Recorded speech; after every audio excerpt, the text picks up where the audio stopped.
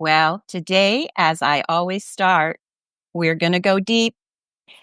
It's Colli from Colli Talks, Transformative Conversations. And today I am very honored, very humbled.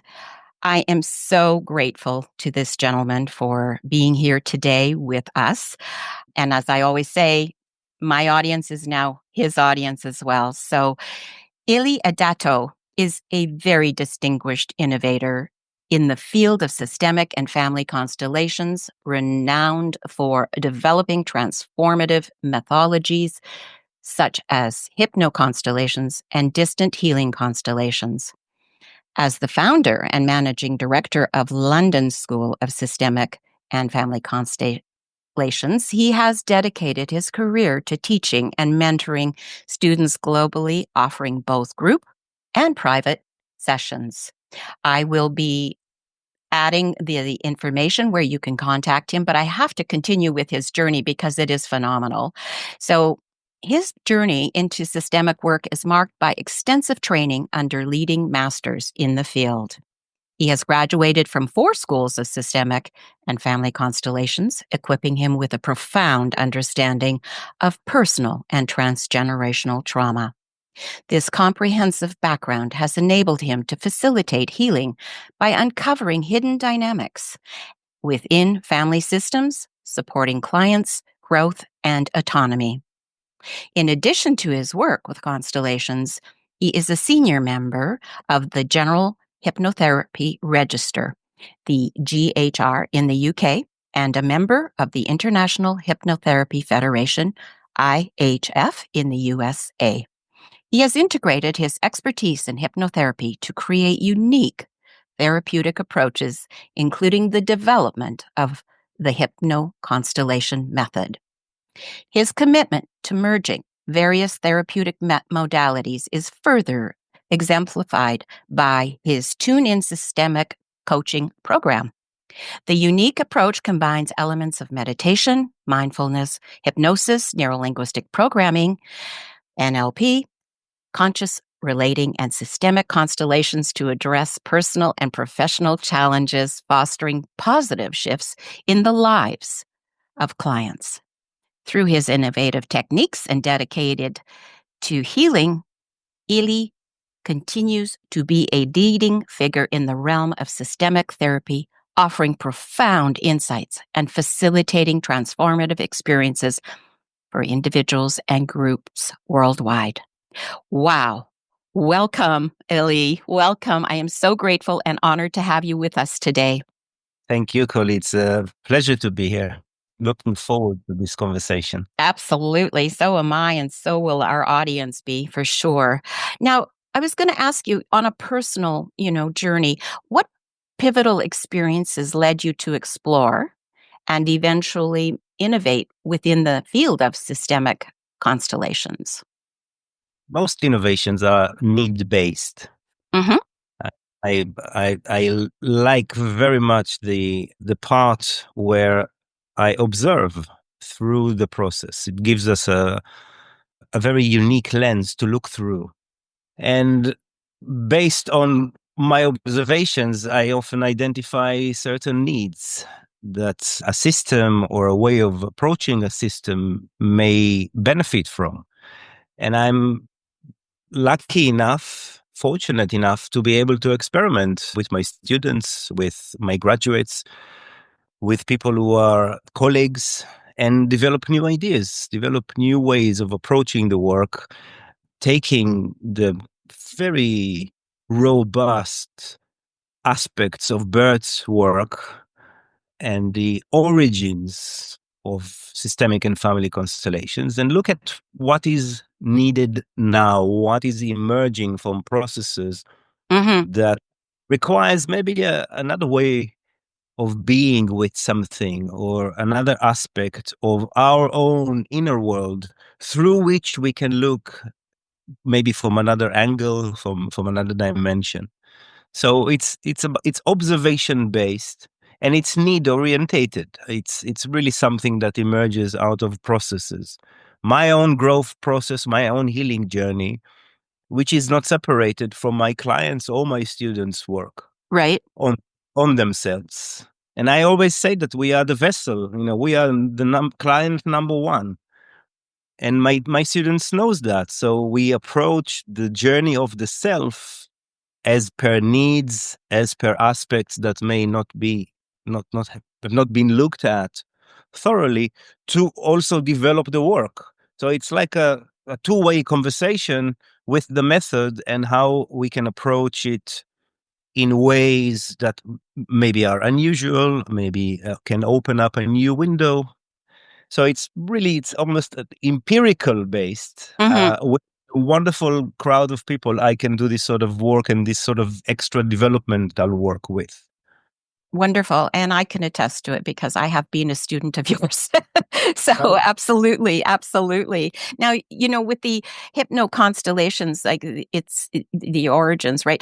How did your background in hypnotherapy influence the creation of hypno-constellations? And really, what distinguishes this method from traditional systemic constellations?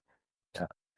Well, I started my journey being a student of Dr. Richard Bandler, who is the co-founder of the NLP method. Right. And he is an incredibly powerful hypnotherapist. He has done wonders with methods and tools that relate to the subconscious and working with that in a number of ways, which I've practiced in my time as a hypnotherapist. Hmm. However, I have always felt there's a lacking of something. There was something about the bigger picture that I was missing. And in that experience, I started looking outside of the hypnotherapeutic framework. And as soon as I discovered systemic and family constellations, which was through John Whittington, my very first teacher, Hmm. constellations, which actually took me down the path of coaching with constellations, I very quickly realized that I would like to move away from the coaching side and be more in the personal trauma based type of work. So, starting the journey with a hypnotherapeutic background, knowing that there is something missing, what completed the picture for me was the systemic lens. When I started looking through that systemic lens, all the bits that I felt were not there in terms of the bigger reality, the Hmm. context from which one arrives to the therapeutic environment, and what they carry with them in loyalties, in entanglements, etc., provided that missing link for me. So the switch was very natural. Hmm. And at the time when I started doing in dwelling in both realities, doing hypnotherapeutic work and systemic work, the common sense, my common sense, maybe not everyone, but my common sense kind of said, actually, we can put this together and create the entire process using some basic, profound therapeutic, hypnotherapeutic tools to create a new working environment for the constellations to take place. And in doing so, creating the immersive type representation, which is what you learned in the course when you did Right. hypnoconstellations a few years ago. Hmm. And the immersive part that really kicks it off in the way one can connect with the field, one can represent in a way that is a little different to what happens in a shared room when we are doing representations by third party individuals. Right. And there's no need for the shared space, there's no need for the members of the team or the group, and there's no need for anything, no felts or figurines. Simple as closing your eyes and creating the constellation, inviting the representatives into the inner space, which makes it very tangible, full body experience, and no loss in Mm. the transition from the traditional way of doing it in the room or with felt Right. into another space, which practically offers very, very similar qualities in the way of approaching and representing and getting the sentences offered. Hmm. And what people are reporting is that sometimes it's even stronger than doing it in a shared space because it's not dependent on third party individuals representing, but everything emerges out of the inner world of the issue holder, of the client. So, Fabulous. yeah. Yeah, it's wow. I mean, I just went there with you. Yeah, absolutely. It's wonderful. Wonderful. I'm wondering if you can explain the principles behind the distant healing constellations and maybe share an example of its application in transcending those physical boundaries in therapy. Well, the distant healing started as a call of help from a good friend of mine who had twins, just born, newborns, and a whipping cough. They got a whipping cough and together with the mother and Oh, were underweight, so early, prematurely born with a whipping cough and in very, very serious risk to their lives. It wasn't really at all clear. Most babies actually pass away as a result of a whipping cough at that point in oh, the wow. development. And I was knowing that my friend needed help, and I've started, kind of working out how can I help with what resources were available. I couldn't go to the hospital; it wasn't anything of that nature. So I thought constellations and what can I do to deliver that the goodness, the Mhm. healing power that it has that we all know. This jaw dropping aha moment where all the pennies are falling into place all at one time sometimes. Right. How do we take that and we transport that in aid of a third party, in aid of someone, a place, a community, a family, an individual, babies in incubators? So I started because I have a big collection of crystals. I love them and I've been collecting them over the years. Hmm. I started working with them and creating constellations with them using the qualities of the crystal in order to create a certain representation and create a process, rather, create a ritual to send that healing to the individual or to the place or the people or community that this is designated to. And I'm not taking the credit for the health of and the well-being of the babies. They have survived and they have made it through, and they're beautiful Oh, twin boy and a girl. It's just that it clicked at that point, and I started basically putting it together into a tool format that I can teach, and then started teaching it through the school, through London School of Systemic and Family Constellations, right. and it's still going strong. So it's another way to use. It's a different utilization of Bert's work, basically. Okay. Fascinating. Yeah. Yeah. And so the conscious centered therapy that, which is trademarked and the development, right? What inspired the development of it and how does it integrate concepts like non-locality and time traveling into systemic work? So my stance with regards to the evolution chapter that Mhm. we are all now in, deeply in, Right. as humanity, is that we are being transported from the realm of psychology. Yeah, let's Hmm. say here in the realm of psychology, which is where we are entangled with childhood experiences, with members of our system, with mother and father, with all that we could and could not have. So we are kind of locked up in this psychological realm. And then from here, from in the healing of that, the natural process, which is now shared by almost all of humanity, is we are being mobilized into another realm, which is the realm of consciousness, Hmm. which is not limited in the same way, not as heavy and dense and anchored in the body in the same way as it is here in the realm of psychology.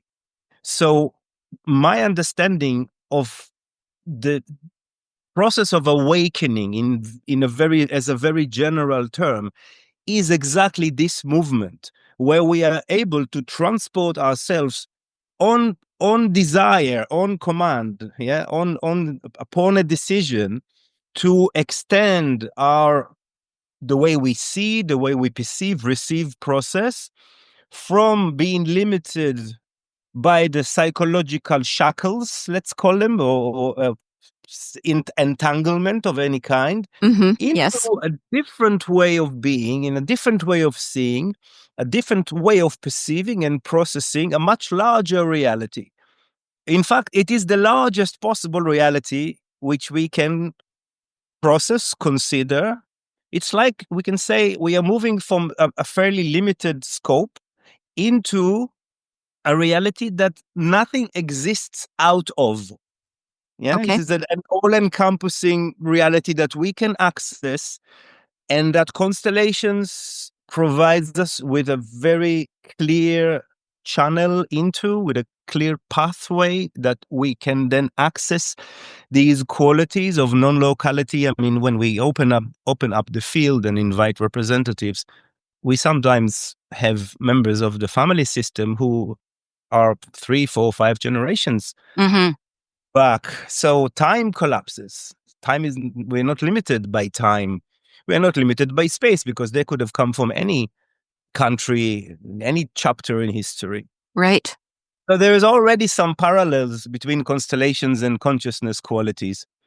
I've taken this a step further and created some tools that enable us to use consciousness to move about between realms, between these two points of perception, the psychological and the consciousness. And it creates a bridge that the method itself is the bridge. The method itself is the resource, that it is an added quality to any therapeutic process, to any therapeutic methodology. One can learn that as just as an add-on Mm-hmm. to be able to use as oneself, and to take our clients out of the limitations of psychological entanglements into a much, much wider reality where there are infinite resources. So we can draw from where we are going. We can draw from that use of consciousness in therapeutic terms, almost endless number of resources, which supports not only the clients, the issue holders, but also supports the facilitator. And that's the unique part also in the way I teach. Whatever Mm-hmm. I teach that is good to dish out for our clients, we are testing and using on ourselves first. So we get high on our own supply, because Yes. otherwise, what's the point for us to do what we are doing? Exactly. And I love it because it's that key is the resources, the being drawing on those resources that a lot of people just have no understanding that they even have, you know, Right. that they And exist, right? That it exactly. exists. The Yeah. truth of the matter is that we all have access, Right. and we sometimes just need to be informed that we Yeah. have the access. Or that we create an agreement. Oh, I can use these qualities, and the boundaries that keeps me out of using those qualities are often the wounds that are here in the psychological entanglement. So once we've addressed that, we are able to ascend, to open up to the much larger reality. So my kind of catchphrase with that is the the trauma healing, the psychological traumas healing process is the spiritual awakening journey. Mm-hmm. As we heal those wounds, that other reality opens up to us. And this is where the power of putting consciousness in the core, in the center of the therapeutic process. Beautiful. Yeah, absolutely. You do a lot with the integration of the indigenous wisdom as well, right? So in merging the systemic constellations with plant spirits, ceremonial work, how do you ensure that the cultural sensitivity and the authenticity while combining indigenous practices with systemic methodologies? Well, first of all, what we are doing are contemporary versions of the indigenous wisdom. Okay. We are not indigenous, Right. and we acknowledge the origins of the principles and the tools, but we don't claim to do the indigenous work. It is greatly supported by indigenous knowledge, by tools, the way of connection with ancestors and other resources and other supportive entities that we are working with when we do this sort of combined work. Mm-hmm. Here is that we are actually using contemporary tools, and constellations, which is done side by side with plant spirit work, is one of them, is one of the ways that we support the process, Okay. the process. Hmm. And you have a retreat center, right? And so what motivated you to establish that retreat center in Sicily, and how does the environment contribute to the healing process facilitated there? Less traveling is Okay. to travel less, so kind of more close to home. So the work, the question is why the retreat center, or Well, what motivated you, to establish what it? motivated me is to have something that is a dedicated space for systemic work Mm, and ritual, and mm-hmm, do focused work. My teachings I do there. My students come there from all over the world, and it's a deep laboratory. So it's a profound way to sit with and work with principles and with a group of people that are interested in looking at the far edges of where systemic work can go and how we can bring more and more of the consciousness qualities into our professional realm for sure, but also to our daily life. So mm. that's the motivation, really, to be able to have a center where consciousness healing work is done, and further development of that is done too. So that's what That's motivates me. Oh, wonderful. And you're also, well, as the founder of, the London School of Systemic and Family Constellations, what core principles do you emphasize, when training new practitioners in your methodologies? So you mentioned 4 schools that I've graduated. I've actually graduated 5 schools. Oh, So yes. So sorry. 5 schools, picking up on some great teachers. Let me start from the beginning. Yeah. I've promised myself something after spending a very, very long time, about 13 years, following a single teacher.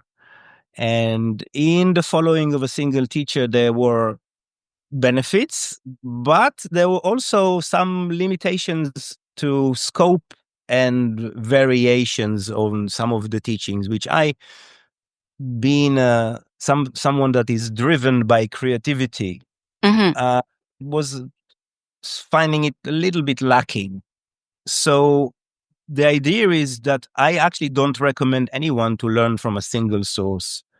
And I have done, since I've not been in that environment anymore around a single teacher, Okay. I've promised myself to anything I do, any methodology, any practice, I would learn from as many sources as possible, so that I will have the multiplicity of dimensions and the juxtaposition and all the qualities that comes with being able to draw from a number of resources.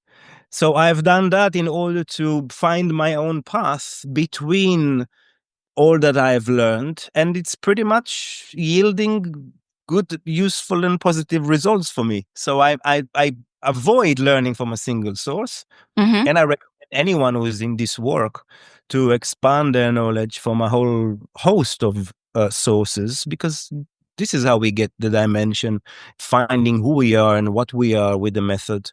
And a single source can be a little bit limiting, let's say. Hmm. Well, I agree. Absolutely. And there are seemingly, you know, the expansion of the work too is such that there are more and more, like for myself personally, I'm, finding all of a sudden more and more and more teachers out there.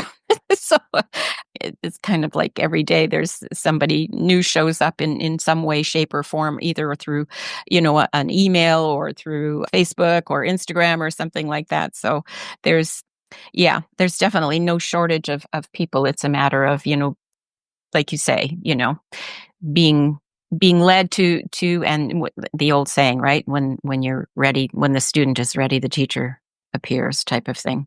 Right. And That's right. being open to it, and being open to it. Like when I did the training with you, it was a perfect timing. It was during COVID, lockdown, and it literally was the thing that kept me going in terms of having something to look forward to. But it also elevated my understanding of, all of which, you had to share with us, right? So I'm forever grateful for that time period. And, a lot of people knock COVID, but for me, COVID was good in many ways because it brought people like you into my life. So yeah, it's just is the way it is in the world. And we're just ever evolving for sure. Definitely. So I would, yeah, I was wondering, can you share a particular transformative experience from your practice that highlights the impact of your innovative techniques on an individual's healing journey? I'm sure there's lots, but Yeah. yeah. I'm I am happen to have students, people coming for this work from all sorts of countries and cultures. Hmm. What I found is that there is a very strong calling from areas that are deeply traumatized Oh, in one way or another. okay. And having the being born into a burdened reality of countries with a harsh history Hmm. seems to be a common thread that attracts the kind of students to the kind of teachings that I offer.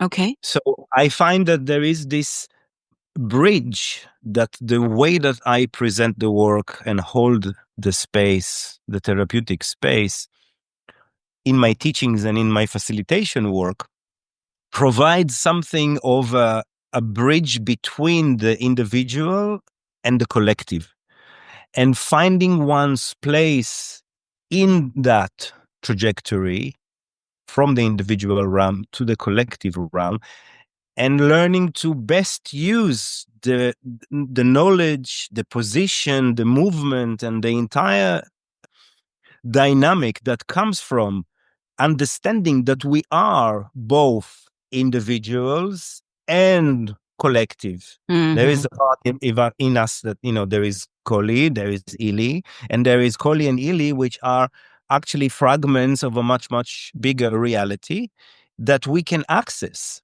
Right. So find that people, students, clients from difficult places of origin with harsh background, difficult histories, conflict, etc., finding it useful and feasible to engage in this type of work. And that shifts between collective, individual, collective is another resource that opens up to us when we work the way I work, because I invite those qualities. I make them very tangible, available, and then they become part of the daily practice. So they don't have to create a constellation in order to have a systemic lens to look at something. You don't have to bring in representatives or put felts down Right. in order to check whether a decision that you are about to take is supported by the field or maybe not. So we do all that using those techniques, the consciousness centered therapeutic process, hypno-constellations, systemic constellations in a more traditional sense.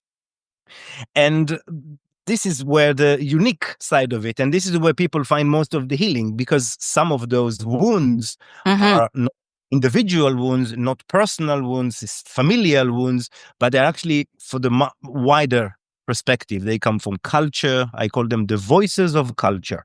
Oh, So lovely. Yeah. we all carry the burdens that emerges from our family system, and there is a bigger cloud, and every culture has its own ways of being with that cloud that relates to the culture, to the voices of culture, and they don't even have to be spoken. Hmm. They're just there in the DNA, in the makeup of the way one evolves in one's village. This is the model of the village that I teach. Right. And I found that this is where it feels like it provides something of use.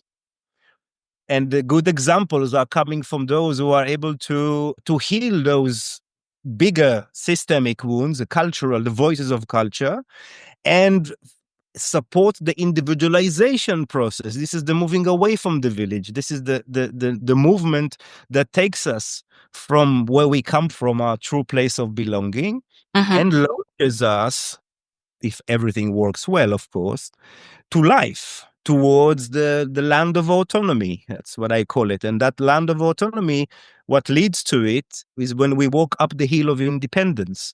So we learn our independence by leaving the village, making our journey towards the land of autonomy, which is where we can say to our parents, what I got from you, dear mother and father, was enough. I have no further claims. Hmm.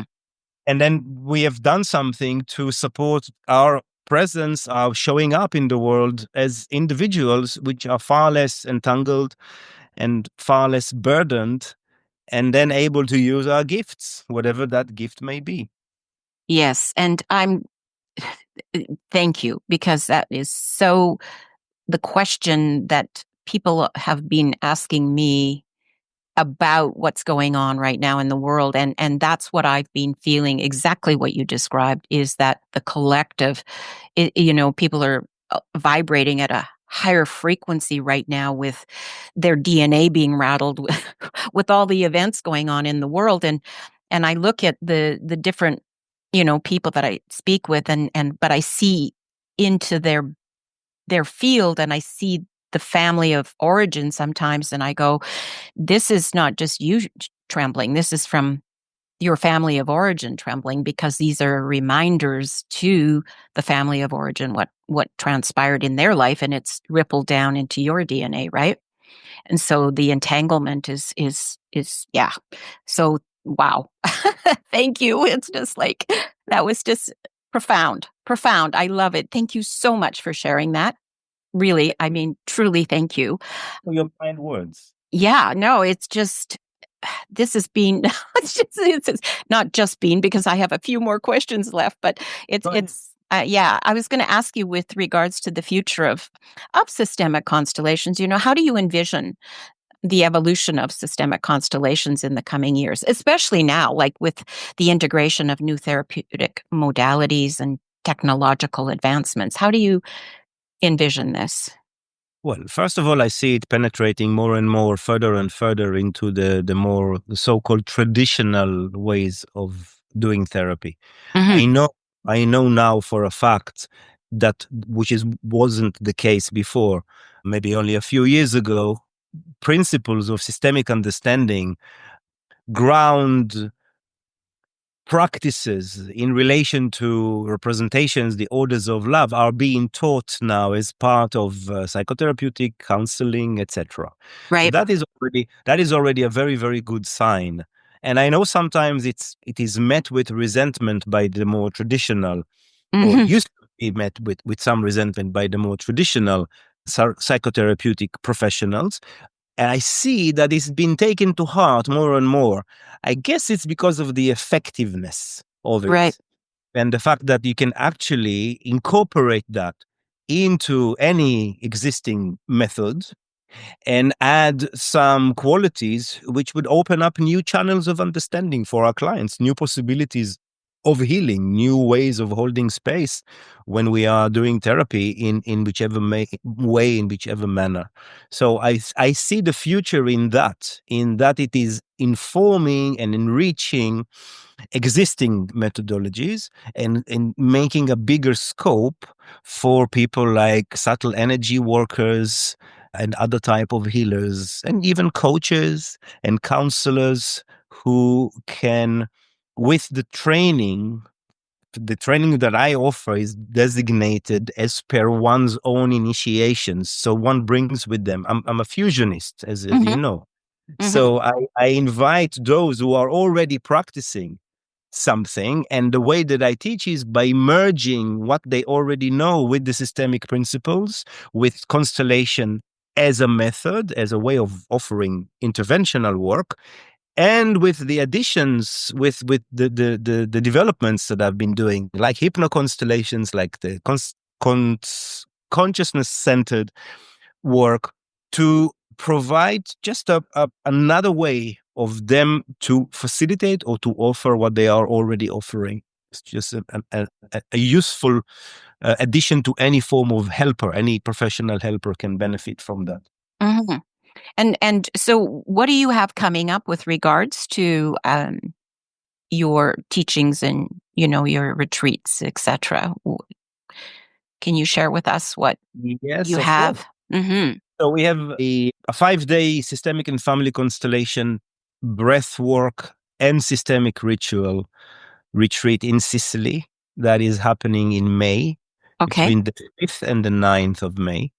And that is going to be a very, very intensive experience for both learners and those who are interested in understanding something about the method. Maybe not learn it in the year 1, 2, and 3 that we offer at the School of London School, but this is a way to kind of dip your toes and get the hands-on experience over 5 days with people who are actively doing that or are graduates or advanced student of the work. And it is open to anyone at any level of understanding of systemic work or no experience at all. Okay. And it's quite a journey involving all those aspects and elements that I've mentioned. So that is coming up. We're going to start a new round of year 2, which is where I teach facilitation, specifically dedicated to facilitation. Okay. And year 3, which is starting later on this year, it's the end of this year, beginning of next year. Year 3 is again open to anyone with systemic background. So people who had other kind of training can come and learn the advanced aspects of this work. And the year 3 is where we go into, we're just looking at the more refined, specific aspects of both systemic understanding and the handling, the holding of the process itself. So it's not necessarily for only for those who are facilitators. It is for those who are practitioners, those who have experience and have the basic knowledge of constellations. And there we are doing things that are a little bit you, less common, let's say, Mm-hmm. in including principles from working with timelines, working with consciousness, and aspects that I find my students find tangible, useful tools that are easy to learn and easy to practice and can merge into whatever the individual is already doing. That's kind of a guideline principle in everything that I do. It needs to be easy to learn and easy to practice, and Mm-hmm. it needs results. So it's all in that mode of operation. So year 2, year 3, year 2 is for facilitation. Year 3 is more of taking the work into kind of the furthest, where people can experiment, also bring their own initiations and create something of their own, an innovation, an opening for innovators and for innovations to be brought into the field.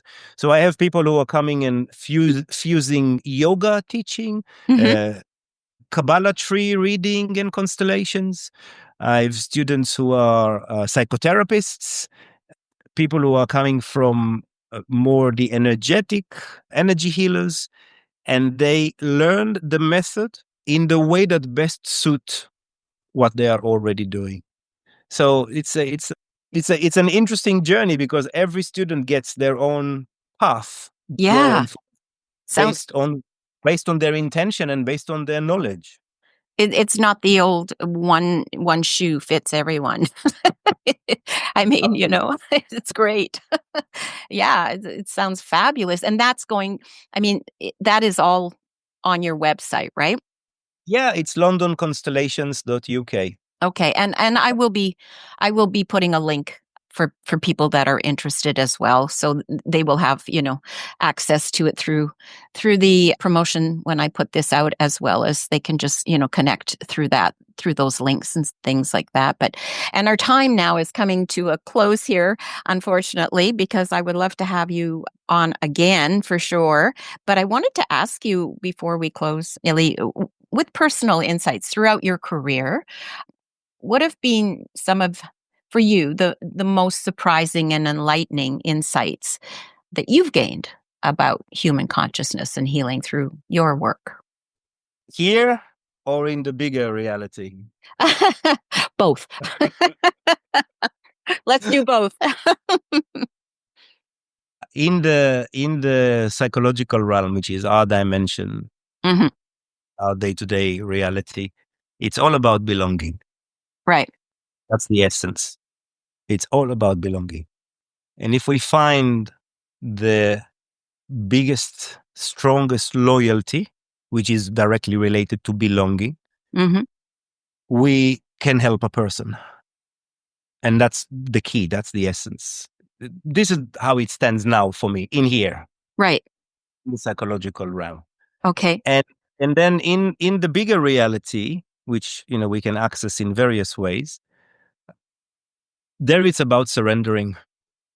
It's about really letting the bigger reality speak through us and removing any limitations or restrictions for it to flow. And the restrictions, the limitations emerge often and quite exclusively from this realm, which is where constellations can do a lot of work in clearing and lightening things so that the transition, even if it is a momentary transition, just to peer in, to look into the bigger reality, uh, Right. and come back a bit wiser, a bit more integrated, then it is really the between these two realities, which I like to call the liminal space, which is again something I teach in year 3. This is another advanced aspect. Being in the liminal space is when we are not sucked into any vortex, but we are Oh, able to really draw good and resourcing and knowledge and guidance and insights from the realities that we learn to stand in between. And in constellations, we do it all the time. We are between the living and the dead, the ancestors and those who are still here. We are between the dark, the negative, the shadow, the heavy, and the possibility of what is possible. And right. between the adult and the child. So liminal space is, if you want to benefit from both, to answer your question in a way that holds those two together, it is to stand in the liminal space when we are not losing ourselves into either and able to draw resourcing from both. Mm, fabulous. I love it. I think I want to be on a plane to come to you. Come and do the 5-day retreat with us, Constellation. Oh, it sounds fabulous. Oh my goodness. And so what lies ahead for Illy in your future self? My future self, maybe to work a little bit less hours, Mhm. and yeah, it's a good. I actually enjoy what I do. Yeah, Like absolutely. my dear teacher Judith Hemming is saying, work is so fascinating. It's the challenge to step off. Right. Yeah, it's not to do the work. The work is great, but it can take over because it's such a pleasure to do that and to stand in that. You know how it Yeah, is. absolutely. It's fascinating. It's never ending in terms of learning and just magic. I just call it magic a lot of the times. Miracles, magic. It's like, and it's still every time I hate to say it, but I'm going to say it. It's like you can't make this shit up. it's but I mean shit in a good way, right? You just can't make it up. What unfolds? It's so yeah. It just breath. I don't call it breathtaking. I call it breath giving. Yeah, It gives absolutely. me breath. Yeah. So, I am so, so grateful to you and so honored to have you with us today. I cannot wait for our audience to listen to you because wow, I've literally went places today my soul has needed to go.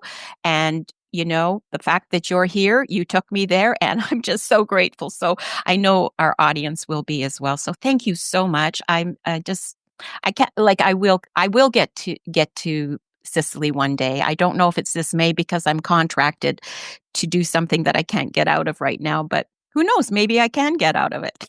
We'll see, There'll right? be plenty more if you keep an eye on Oh, the I public. will for sure. So thank you. I'm truly blessed, truly Thank you honored. very And much, Konya. yeah, It's a pleasure for me to be here and to be asked such wonderful questions, which also helps me to put things together for myself. It's yeah, nice to absolutely. Absolutely. be I just reconfiguring my own thoughts and my own offering. well, So yes, it's been an honor. Thank you so kindly. Lots of love to honor you is and mine, and yours. thank you to all the listeners for listening. Yes, absolutely. Thank you so much. Thank you. Bye. Bye-bye.